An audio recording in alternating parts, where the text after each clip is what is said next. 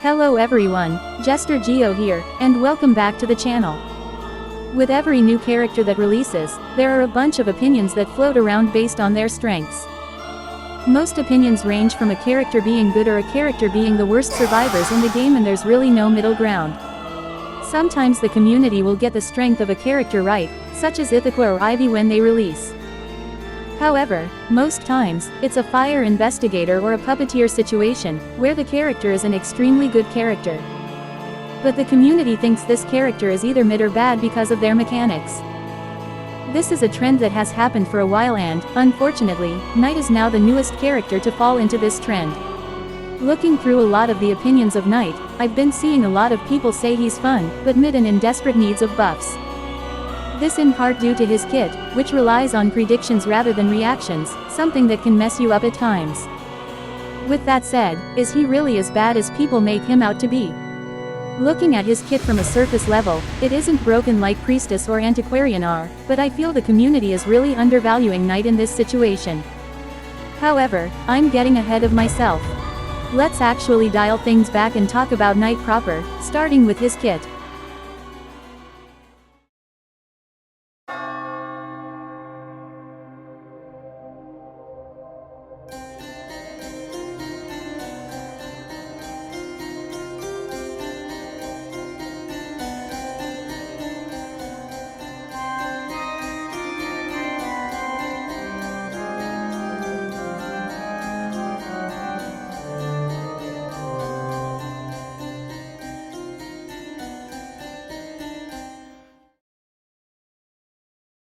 So, funny story, this would have been where I'd put my additional knowledge for Knight and his kit or any balance changes made from the test server, since I usually cover the entire kit of survivors in first look. However, there really isn't much to go over with Knight, as not much has changed about his kit, and I covered a lot of the things I wanted to cover in first look. Even the balance changes only really changed his speed boost, with it now lasting 2 seconds instead of 1.5 seconds. Because of that, I'll only go over what will count towards ability predict before moving on, since I didn't really go into depth about it in first look. Ability predict requires the hunter to use an ability in order for it to have an effect, no brainer there. When ability predict happens, the hunter will be silenced for 6 seconds, in which the hunter's abilities won't go on cooldown unless circumstances are met, such as Gamekeeper's hook timer ending or Anne's cat's timer ending.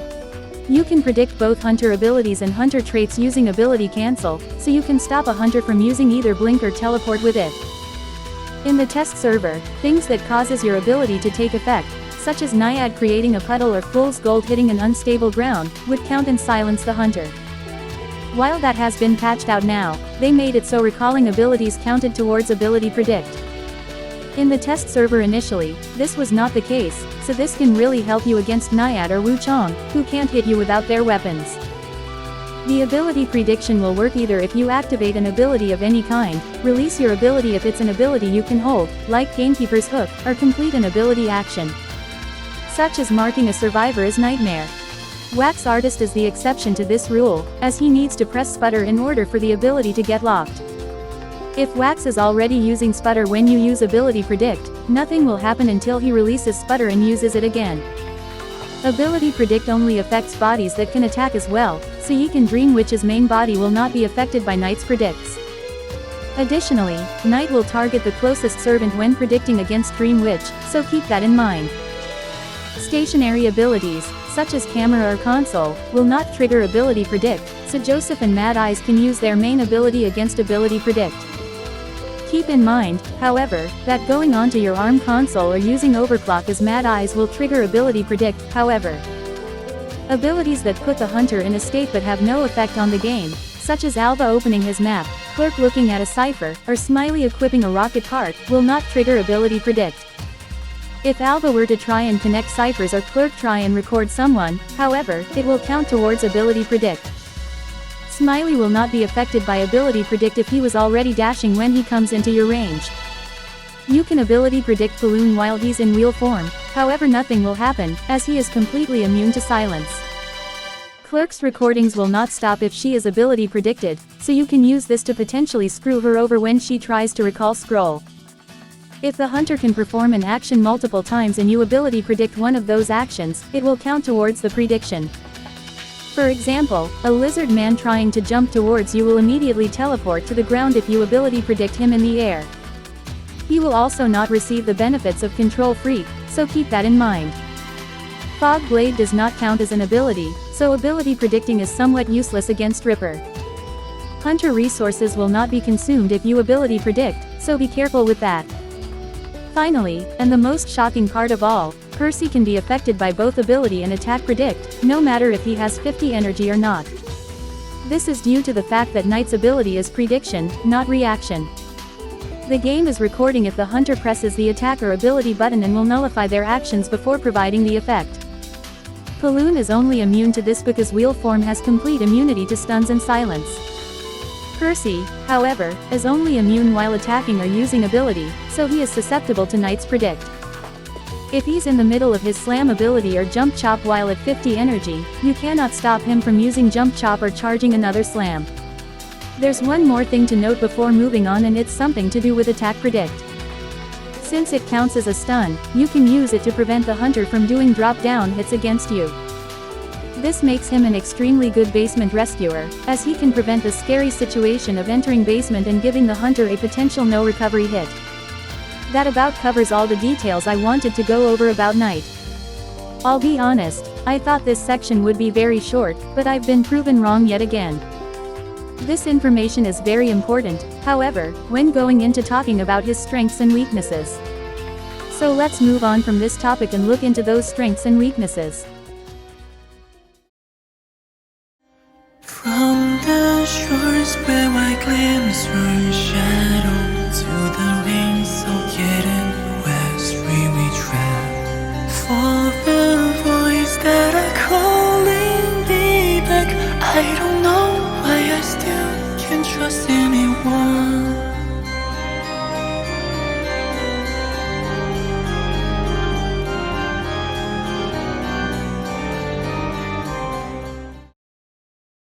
When looking at all the criticisms made towards Knight, you'll notice a trend to all the complaints with him comes from his item. The main complaints that come to my mind are his item limit, how his ability works, and the counterplay to it. Since a lot of the initial discourse had to do with his item limit, we will be starting this discussion with this problem. For those who are new to Identity V survivors, first off, welcome to the game, I hope you're having fun. Second, and more importantly, survivor abilities are split into 3 categories, those being item, cooldown, and recharge. Recharge items and cooldown items fall under the same boat. They're abilities that are tied to a cooldown or how many items you have of them. Cooldown abilities require you to wait until the cooldown ends in order to use your ability again. Meanwhile, recharge ability characters can hold up to a certain amount of their ability. Upon using their ability, if they have another ability charge, they can use their ability again after their cooldown is over, until they have no more items on hand. Once they're not at the max item limit, the survivor will have to wait until their item recharges to gain an additional item again. It's very hard to describe these abilities further in depth, and I might save this for another video. However, just know that you will never run out of your main ability if it's a cooldown or recharge ability. Item abilities are a bit different than these two, as these type of abilities have something known as an item limit. Abilities with an item limit have a set number of times a survivor can use their ability. After all the item usages have been used, the survivor will lose their item, allowing them to pick up chest items. Now, when NetEase shows off these trailers, they do this funny little thing where they don't show off the item stats or cooldown numbers. If it's a recharge item, it's not that big of a deal since the recharge effect is shown, no matter what. However, this also made discerning if the ability will be a cooldown or item ability impossible. This is what caused the initial discourse with Knight, as a cooldown ability on a character with Knight's kit would be undoubtedly broken, on the same levels as Antiquarian when she first released. However, once it was revealed that Knight was an item limit character and not a cooldown character, the opposite effect happened with Knight. Now, people are saying Knight is really bad with his item limit, feeling like he needs to be reworked to either be a cooldown or a recharge character. Now, this obviously isn't the only reason why people are reacting so negatively to Knight. As we all know, there are survivors in this game who do have item limits who are also among some of the best in this game. A few items ability survivors who come to mind are Mercenary, Aeroplanist, Antiquarian, Weeping Clown, and Acrobat.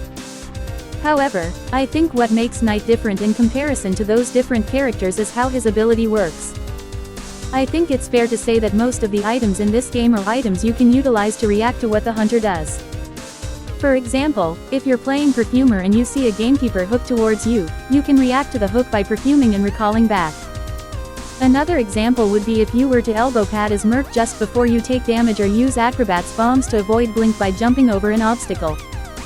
How the player reacts to the hunter's actions with the tools they're given can be the key difference between a good kite and a bad kite.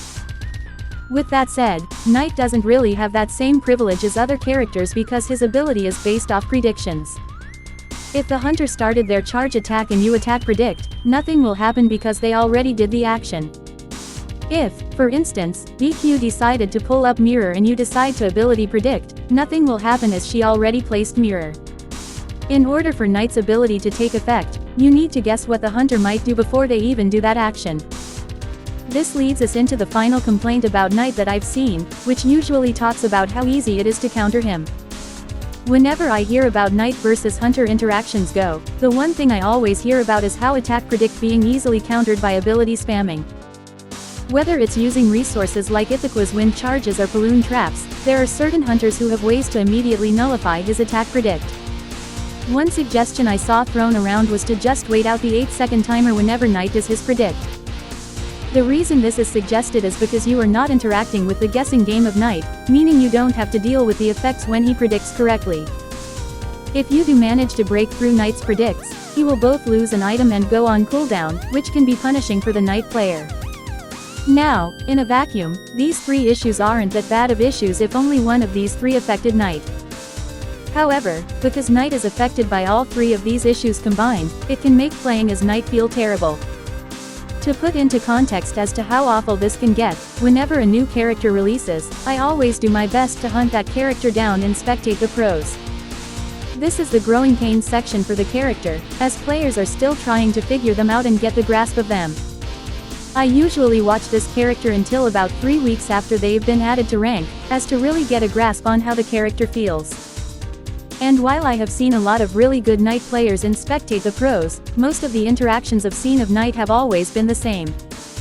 Let's say Knight is going against a hunter who people say counters him, that being Ithaqua. Ithaqua manages to catch the Knight off guard and is able to Tempest Knight. While being sucked towards Ithaqua, Knight uses his helmet to do attack predict and nothing else. Ithaqua, knowing this, uses Windwalk to waste his predict and hits Knight. This happens again 10 seconds later and Knight goes down. Another example would be with Ripper, who has the same song and dance with Knight. However, rather than use his ability to deal with attack predict, Ripper just waits out the full 8 seconds and manages to land Fog Blade on him. Soon after, Ripper is able to get the down while Knight lost a helmet and it was on cooldown. Based off both these examples, it would make sense for people to come to the conclusion that Knight isn't really that good of a character. When he doesn't work, he can be extremely frustrating to play, as he becomes extremely vulnerable if your predictions fail. This is where the suggested buffs come into play, as players feel his kit is too restrictive for what he does. Two suggestions thrown around as to possible buffs are either to make his ability a recharge/cooldown ability or make his ability reactionary rather than around predictions. In theory, this would fix a lot of the problems people have with Knight, giving him a larger windows to use his ability and or giving him more uses of his item. With that said, not only is this a terrible idea, but these changes would make him single-handedly the most broken and annoying survivor to face. Let's start with the simplest one to tackle, which is either making his ability a cooldown ability or a recharge ability. For starters, in order to really grasp why this is so broken, we need to first look at Knight's cooldown and ability. Knight's cooldown begins either as soon as he makes his second prediction or if he doesn't do another prediction within 4 seconds. When Knight's item goes on cooldown, you have to wait 15 seconds before being able to use it again. This doesn't sound too crazy until you realize the cooldown begins even during the guessing phase of Knight's ability. Now, let's say you use both predicts extremely early and have given yourself the full 8 seconds and the hunter isn't budging. While nothing will happen, you have effectively cut the cooldown time in half from 15 seconds to 7 seconds from doing so. Now, let's say you guess stalemate as your final prediction and that prediction goes through. Not only will you gain a speed boost for 2 seconds, but you'll also reduce damage by 1 chip for 4 seconds afterwards. Combine that with the 8 seconds you've stalled out already and your cooldown is effectively 3 seconds only. With all that in mind, I'm sure you can understand why making it a cooldown ability would be a horrible idea. This means Knight will be able to make constant guesses against the hunter, which can get extremely annoying. Before you ask, no, increasing the cooldown will not help in balancing him and would only make him worse. To use someone else as an example, Composer is a survivor who has a really good ability that's held back because the cooldown is extremely long. Now, think of what happens if you extend the cooldown to Knight, whose ability has a chance of nothing happening at all. That would suck hard and would guarantee to make him the worst survivor in the game. This is why buffing him to make him cooldown base would not work, and the same goes for trying to make him a recharge based item. This solution, while allowing Knight to always have items while having some form of limit, creates a new problem not many people think about. You see, one of the more underrated parts about Knight is the fact that he's the first rescuer where you can use your item to actively support. Your predicts can be vital in slowing down the hunter to protect your teammates and can be the key to whether they stay alive or not. Now, imagine if Knight can run into rescue, harass you, leave, and then repeat while still having items for chase. The best character I could compare this to would be Prospector, and I'm sure we know how annoying Prospector can be sometimes. It could work, but Knight's kit is so powerful and so bloated, that it would make Knight extremely annoying to face throughout the match. Finally, and this is another thing people fail to take into consideration when talking about Knight, Knight is a pure rescuer. Why is this so important? Well, it has to do with the fact that all the pure rescuers in this game are item limit characters. Merc, Coordinator, First Officer, Gravekeeper, and Journalist are all item characters with an item limit to them. Once they run out, they will lose their item and need to look into chests for items. And before you ask, Wildling is a pseudo-rescuer because his ability is considered a support ability, which is why he isn't included in the example. This is why they made Knight an item-based character and why they literally cannot change how his ability works. Moving on to making it reactionary, this also would not work and would only make Knight one of the most broken survivors in this game. Imagine being mid-swing as the hunter and, all of a sudden, you're stunned in the middle of your attack. Imagine being in the process of summoning Mirror as Bloody Queen or summoning Rock as Fool's Gold and you being silenced for doing so. This is what will end up happening if a character like Knight and his kit becomes reactionary, and it's not fun. Now if Knight had one of his predict effects to work with, I can see the reason why it might need to be more reactionary. However, all three combined would be too overwhelming to hunter players, as it would make Knight able to counter almost every hunter in this game effortlessly. Not to mention, issues arises when trying to code in stalemate, as you cannot react with stalemate, only predict. Now, does this mean these aren't valid criticisms with the survivor and should not be taken seriously? Absolutely not. Your item has a chance of doing absolutely nothing against the hunter, in which you will struggle hard. Watching Spectate the Pros, I was in constant view of this firsthand and it was not a pretty sight. However, I do think this has less to do with the character and more so with the player. Once again, this is still the growing pains era for Knight, meaning players are not acquainted with him just yet. Most Knights I saw never really used ability predict, never used stalemate, spammed attack predict against hunters who can ability spam, or straight up never use their second predict. This, in my opinion, is why Knight comes off as unflattering when being played or viewed by the player base. Players aren't using Knight to his full potential and it's not their fault for doing so. However, with all that said, what are my opinions based off playing him? Well, I both played Knight a ton after he released alongside browsing Spectate the Pros from more Knight gameplay. From my own experiences with Knight and viewing Knights who know how to utilize his kit to their fullest, Knight is an extremely effective survivor in this meta. Most of the hunters in this game can either be soft or hard countered by Knight's predictions, whether they're cautious about them or not. When performed well, Knight has enough tools to waste a lot of the hunter's time, no matter the hunter. People are so focused on the fact that their abilities do not work that they don't really focus on how strong the actual effects of your predictions are. Being able to stop an ability or stop an attack is extremely strong and can really come in handy in most situations. So far playing with Knight, I have not had issues dealing with hunters as Knight, and this is from someone who recently hit champion. The guessing game of Knight can be hard, but once you get it down and you experiment, Knight ends up becoming one of the more underrated kiters in this game. However, a lot of people tend to hyper-focus a little too much on the kiting aspects of Knight and don't focus on the main appeal about Knight, his rescuing kit. I know this may come as a shock to some of y'all, but Knight is a rescuer. In terms of rescuing tools, I think Knight might actually be one of the stronger rescuers in this game when it comes to rescue options. Knight's predictions become extremely vital when going in for the rescue, especially if you get spotted out early by the hunter. In worst-case scenarios, it can prevent you from getting messed with for 8 seconds, which can be enough time to reach the chair. Even in this situation, however, this can be crucial in either preventing a double down or preventing the chaired survivor from getting stuffed. In the best-case scenario, however, your predicts can be the key of you pulling off no-damage rescues easily.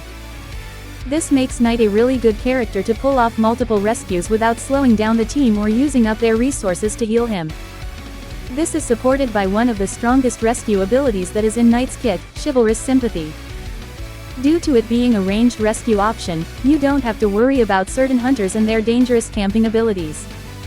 Additionally, its range allows Knight to potentially make it to chairs without the risk of the survivor going after half or being eliminated when coming in late. It also means you can leave quickly after using this ability, preventing the risk of getting double downed.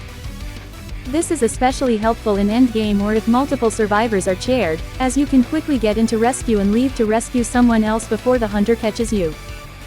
If it was just this, Chivalrous Sympathy would be a really good tool to rescue, but not spectacular as the hunter can just camp the survivor and down them when rescued. However, what makes Chivalrous Sympathy much better is the effect that happens when you rescue someone for the first time. When a survivor gets rescued, the damage they take will be reduced by 1 chip hit. This makes Chivalrous Sympathy an extremely good rebound ability, as it essentially acts like a second tide turner for Knight. This also means a damaged Knight can rescue with Chivalrous and not suffer from a double down because they will take the reduced damage as well. This shield also means characters like Barmaid, Doc, or Psycho can heal during the shield, which can really help in a pinch. Speaking of helping out in a pinch, Knight's helmet has a lot more utility in terms of supporting and for dangerous rescues. Since the attack stun continues during drop downs, Knight can prevent drop down hits when entering basement. Chivalrous Sympathy also makes the back chair less than ideal for the hunter, since Knight can just rescue from afar without the risk of being far from the exit. However, Knight can also help the survivor escape the basement as well, since the hunter will probably try and land a drop-down hit on the survivor. Additionally, you can use your helmet to follow the hunter and predict their moves to slow down their pursuit of the chaired survivor. There were multiple instances in my matches where a survivor would have been downed much sooner had I not done a good attack or ability predict to slow the hunter down. Chivalrous is also game-changing when rescuing a survivor who doesn't have BT equipped, as the shield will keep the survivor alive even if they get hit immediately, thus allowing for a 4-person endgame. I could go on, but I'm sure you've gotten the bigger picture as to what Knight's potential is. Knight's kiting isn't broken by any means, but he still has a lot in his tools to make him a hard target to chase still. When it comes to rescuing, however, he can potentially become one of the strongest rescuers in this game, having many tools to help him secure the rescue. A lot of people downplay how good he is because they're only viewing Knight in the worst possible situation and only through the lens of being a kiter rather than as a rescuer. Knight can be a hard character to grasp for a lot of players, which can often make Knight look worse than he actually is. So, to help players understand Knight more and utilize him well, let's go over some tips that can really help you when playing as Knight.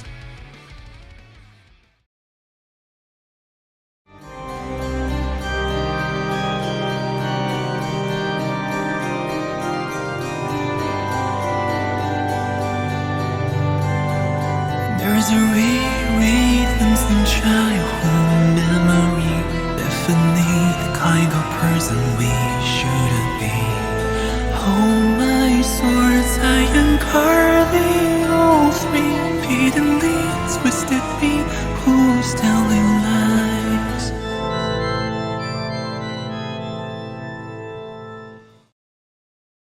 When it comes to rescuers in this game, persona builds become really important for the specific rescuer you're playing, and Knight is no exception. While Knight isn't the best container, he is one of the best rescuers in the game by far, so the persona web can make up for your weaknesses. While I personally run Tide Turner on Knight, as I prefer to have Tide on all my rescuers, you don't need to run Tide on Knight. Since Chivalrous can act like Tide, you can bring a kiting build in order to compensate a little for your item. Additionally, you could also run a Tide hype build, essentially ditching borrowed time in favor for both Tide and a kiting talent. I do think bringing Tide on Knight is just the better play, as you essentially give the survivor you're rescuing 2 chances to rebound kite. At the end of the day, though, it's your build and you decide what should be best for Knight. I do think, however, that Tide hype is the best of both worlds, but you don't need to run it if you're feeling confident. I'm gonna stick to my borrowed time Tide build, though. For a little tip, if you're running Tide for Knight, be sure to rescue normally first before using Chivalrous Sympathy. Using Chivalrous Sympathy for your first rescue will use up both the shield and Tide, which will waste your rescue potential by a lot. You essentially have 2 rebound potentials you can give the survivor on chair, so it's important not to waste these opportunities. So be sure to rescue the survivor normally first to use up Tide, then you can use Chivalrous to rescue the other times. Another tip I want to mention, more so one to the postman players, is to only really hand the rescue letter to Knight for the first rescue if he has Tide. Chivalrous Sympathy is not affected by the rescue letter, so you won't gain any benefits other than the movement speed buff when near the chaired survivor. That said, the added rescue speed can really help Knight secure the first rescue and activate Tide, so it can really help when you give it early. After the first rescue has been done, however, you shouldn't be giving Knight rescue letters. If the Knight player doesn't have Tide, however, then don't hand them a rescue letter. In terms of kiting with Knight, mind games are key when kiting against the hunter, and understanding the matchup will be your salvation. Knowing who the hunter is, what their abilities are, what will affect the hunter when predicted, and what trait they brought can really help when playing against them.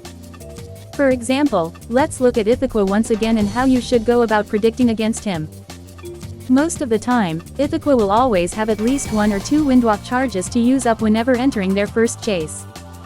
Because of this, guessing attack could lead to him burning 1 charge just to get the free attack on you. Because of this, it wouldn't be a bad idea to switch up the norm and gamble an ability predict instead of attack predict. This will make it so the Ithaca is silenced and cannot use another windwalk charge, thus allowing you to predict attack with nothing he can really do. This can be crucial in helping you transition to the next kiting area or making it to a god window or pallet. When it comes to hunters who have multiple charges of their abilities, a common trend I tend to see is that they are more likely to spam their abilities. Ability Predict, in my opinion, is incredibly underutilized in the first chase, which can backfire hard when you go against a hunter like Opera or Sculptor. There are plenty of scenarios where using Ability Predict can grant you value, not just using it against ability spammy hunters. Another good use for Ability Predict is when you're transitioning in the open against hunters like Alva and Wax. These 2 hunters are very infamous for not being the best in enclosed areas, but excelling at stopping survivors trying to transition. Wax being the toughest to deal with, especially against Knight who cannot predict him while he's already firing Wax. However, Wax Artist cannot shoot forever, as it drains his Wax meter and can be really bad for him. This is the opening you need to Ability Predict and start transitioning once you're out of resources. In this state, there is nothing both Wax or Alva can do in order to stop your transition. They will either need to slowly walk towards you, swing to use up the predicts, or take the gamble and use their ability. Hunters who have a resource ability, such as Peepers or Butterfly on Geisha, will try and use Peepers to remove any attack predicts you try and place on them. This is good as it forces them to waste their resources to counter you. However, you can also use Ability Predict to counteract this and force the hunter to be in basic hit hunter. Predictions can also be used to inconvenience certain hunters, such as Clerk and Nightmare. Against Clerk, Ability Predicting her while she's trying to record you can allow you to freely vault or drop pallets without her being able to recall the scroll. Just be sure to space out when you perform an interaction, or else Clerk could counteract this easily. As for Nightmare, since completely marking a survivor counts towards Ability Predict, you can use Ability Predict when you feel he will finish marking to completely nullify his mark. Additionally, you can use double attack predict to force him to use a raven and then remark you, thus wasting a bit more time and potentially allowing you to get to a better position or avoid a dive hit. Against hunters like Ivy or Ripper, who don't have abilities they can use to counter this, using attack predict will make it so there is literally nothing the hunter can do for those 8 seconds. Those are 8 free seconds of containment, so be sure to use them to your fullest, whether it's vaulting a god window in the hunter's face or rushing down into basement. Additionally, you can use stalemate to potentially buy yourself 4 extra seconds of time with a shield, alongside a free speed boost. That's another thing that's really good that I don't see nearly enough players utilize, that being stalemate. Stalemate is the main reason the hunter can't just wait out the predict, as it rewards Knight for the hunter's inaction. Some might believe there is no benefit to using stalemate, but I do think the brief speed boost you get from using it is a good enough reason to use it. Additionally, it can allow you to stay safe against certain chip hunters temporarily, so it is well worth using. However, I'm sure you're all are wondering what happens if the hunters begin to adapt and react differently to your predictions. What if a Ripper player brings in peepers, or what if the hunter starts acting differently than what I described? Well, in that case, try your hardest to be unpredictable. A lot of people tend to see Knight's inconsistency as a weakness when it can very easily be spun into a strength. When performing these predictions, try your best to keep a fair distance from the hunter, as to prevent yourself from being in too much danger if a prediction fails. Additionally, always make sure to take full advantage of the 2 predicts you can do with Knight. These 2 predictions not only forces the hunter to make 2 predictions, but it can easily put the hunter in a lose-lose situation depending on the predictions. This further makes it so the hunter can't just wait out your predicts, as stalemate is a threat. Remember, stalemate can only be used on your second prediction, meaning not predicting again gives the hunter a free opportunity to wait it out. So remember to always predict a second time, no matter what. When going in for rescues, do your best to utilize your helmets in the case you're spotted during the rescue. Knight's predictions can really help you in either getting a free rescue or stopping the hunter from stuffing you. This can especially help against basement hunters or preventing drop-down hits, so always keep a helmet on hand. Once again, it is important to rescue the survivor normally if you are carrying Tide, as to not waste chivalrous. In the case where there is absolutely no way to rescue, however, then it is okay to use chivalrous with Tide. It is always better to guarantee a rescue than to risk going down or rescuing too late. Afterwards, you are free to use chivalrous however many times you want, even after you use up the shield. Like any other support or harasser in the game, consider the situation before you use your helmets to help the chaired survivor. If you feel the game has progressed enough to where it is a win game, it's okay to use your helmets to keep a survivor alive just a bit longer. Additionally, if you feel you can make a game-changing play with your helmets, don't be afraid to capitalize on that opportunity. Otherwise, it's better for you to just leave and save your helmets in case you need to kite or you need to rescue again. Finally, it's important to learn what will actually trigger ability predict and what won't. This is a very important thing to consider, as a lot of actions may or may not trigger it.